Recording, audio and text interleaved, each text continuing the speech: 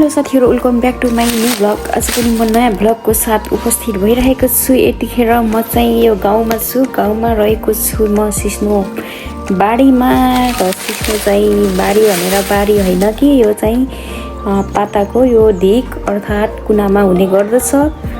हुन त बारीमै हो, तर यहाँ चाहिँ पाटाको यो ढिकमा रहेको छ। यहाँनिर मैले सिस्नो चाहिँ टिप्न गइरहेको छु यतिखेर। र सिस्नो चाहिँ अत्यन्तै हरियो छ, एकदम राम्रो छ। यतिखेरको सिस्नो चाहिँ एकदमै यतिखेर शीतले खाएको हुन्छ अनि एकदमै मिठो हुने गर्छ यो समयमा। र त्यस कारणले गर्दा मैले चाहिँ सिस्नो टिप्न यतिखेर गइरहेको छु। म चाहिँ गमला लिएर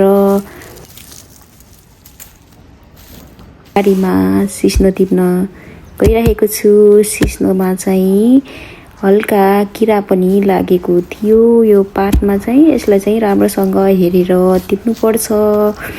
राम्रो मुन्टाहरू चाहिँ मैले यसरी छानेर मैले चाहिँ टिपेको छु। हाम्रो यतातिर यो गहुँबारी पनि रहेको छ, यहाँनिर आलु पनि रहेको छ, त्यसै गरी धिकतिर चाहिँ सिस्नो पनि रहेको छ। यो चाहिँ पाताको धिकतिर।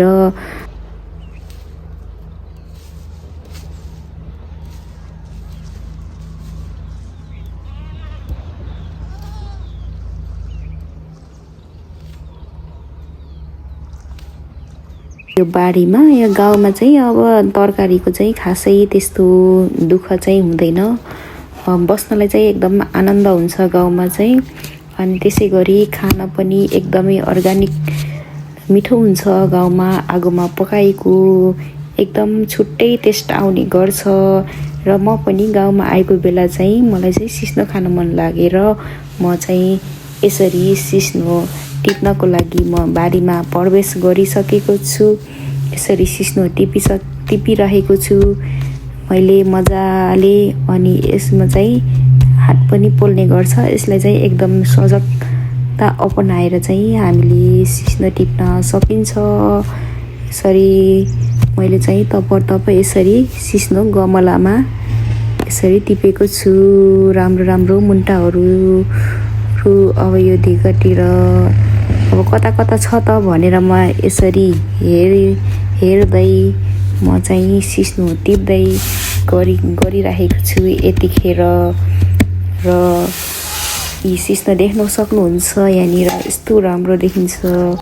यो चाहिँ मैले धिकातिर सिस्नो टिपेर भ्याइसकेपछि मैले चाहिँ यो बारीको कुनातिर मैले सिस्नो टिप्न गइरहेको छु। यसरी सिस्नो आफै उम्रिन्छ। यो चाहिँ नेचुरल्ली आफै उम्रिने गर्दछ यो सिस्नो चाहिँ।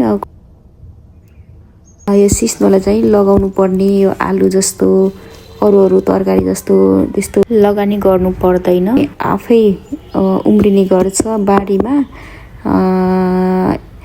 त्यस कारणले हाम्रो चाहिँ यहाँ बारीमा भएको हुनाले मैले चाहिँ यसरी सिस्नो टिपेँ।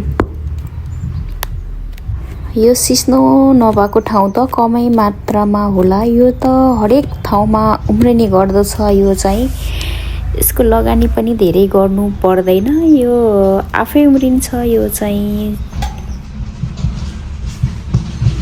फेरि यसरी कता छ त भन्ने क्रममा चाहिँ म चाहिँ यो बारीको कुनामा टिपेर भ्याइसकेपछि फेरि म चाहिँ यो तोरीको यो बारीको धिकतिर चाहिँ फेरि टिप्न गइरहेको छु। यहाँनिर मैले चाहिँ एकदम राम्रो मुन्टाहरू देखेको हुनाले म चाहिँ यो बारीमा तोरीको छेउमा प्रवेश गरेर यसरी टिपिरहेको छु। यहाँनिर देख्न सक्नुहुन्छ हजुरहरूले पनि सिस्नोको भनेर। अब कतिपय धेरैजनाले चाहिँ सिस्नो खाइसक्नु भएको छ, यसको टेस्ट पनि दिनुभएको छ। सिस्नो टिपेर भ्याइसकेँ मैले। अब चाहिँ यसलाई म पखाल्न गइरहेको छु। अब यसलाई पखाल्दाखेरि एकदम राम्रोसँग पखाल्नुपर्छ। यताउता हात पोल्न पनि सक्छ यसले। यो पखालेर खानुपर्छ हामीले चाहिँ, किनकि यसमा किराहरू अनि त्यसै गरी धुलोहरू हुने गर्दछ। यसलाई राम्रोसँग पखालेर मात्र खानुपर्छ। पखाल्दा चाहिँ यसरी प्रभाव पनि देखिरहेको छ यहाँनिर। मैले 3-4 पटक चाहिँ यसलाई पखाल्नु पर्ने हुन्छ सिस्नोलाई चाहिँ। ल हेर्नुहोस् त, यति पखालिसकेपछि यस्तो सफा देखियो। अहिले यस्तो राम्रो बन्छ। तर यसले चाहिँ पोल्यो भने यस्तो नराम्रो पोल्छ कि, खाना चाहिँ एकदम मिठो हुन्छ तर यसले चाहिँ यस्तो काँडाहरूले चाहिँ एकदम नराम्रोसँग पोल्छ।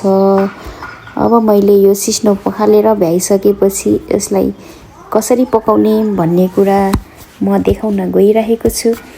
अब मैले यसलाई पानी उमाल्नुपर्छ पहिला कराईमा, अनि त्यसै गरी हजुरहरूले चाहिँ यत्तिकै पानीसँगै राख्न पनि सक्नुहुन्छ। मैले चाहिँ पानी उमालेर कराईमा सिस्नो यसरी मैले राखेको छु। कराईमा चिम्टीले यसलाई चाहिँ यो चिम्टीले राख्नुपर्ने हुन्छ। अब सिस्नोलाई चाहिँ पानीमा राखिसकेपछि यसलाई राम्रोसँग माथिबाट यसलाई चाहिँ प्लेटले ढाक्नुपर्ने हुन्छ, अर्थात् यसलाई चाहिँ के छोप्नुपर्ने हुन्छ। यसरी मैले चाहिँ यो यसरी छोपेको छु। अनि त्यसै गरी यसलाई चाहिने मैले लसुन पनि लिएको छु। अनि त्यसै गरी यो सिस्नोलाई मजाले पल्टाउनु पर्छ, अर्थात् यसलाई चाहिँ फर्काउनु पर्ने हुन्छ। अनि यसरी मजासँग यसलाई चाहिँ पकाउनु पर्छ। राम्रोसँग यो चाहिँ पाक्ने हुनुपर्छ, पाकेको हुनुपर्छ। अनि त्यसै गरी मैले यसलाई फेरि प्लेटले छोपेको छु। अनि यसलाई चाहिने यो लसुन, टिमुर, अदुवा, त्यसै गरी खुर्सानीलाई मैले चाहिँ यहाँ पिस्न गइरहेको छु। यसरी लसुनको चाहिँ मैले छुट्टै पेस्ट बनाएँ, अरू चाहिँ एकै ठाउँ मिसाएर मैले चाहिँ यो सिस्नोमा राखेको छु। अब मैले चाहिँ यसलाई चाहिने अलिकति मकैको पिठो पनि यसरी मैले चाहिँ यो सिस्नोमा राख्न गइरहेको छु। अब यसरी यो मकैको पिठो राखिसकेपछि यसलाई मसिनो हुने गरी राम्रोसँग मजाले घोट्नु पर्ने हुन्छ। सिस्नोलाई चाहिँ यसरी घोट्यो भने चाहिँ यो एकदम नरम बन्ने गर्छ। मसिनो हुने गरी हजुरहरूले चाहिँ यसरी घोट्न सक्नुहुन्छ।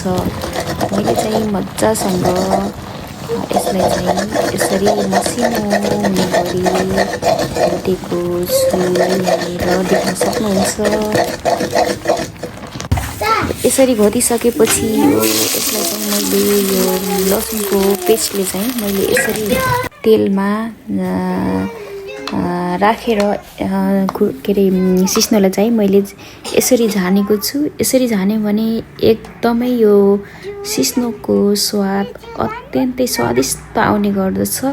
र अब हाम्रो यो सिस्नो रेडी भइसकेपछि अब यो आटो होइन, मकैको यो पहेँलो मकैको आटो, अनि त्यसै गरी यो मुलाको अचार, अनि यो कागती, त्यसै गरी यो चाहिँ तोरीको सागलाई मैले यसरी खान गइरहेको छु। By by.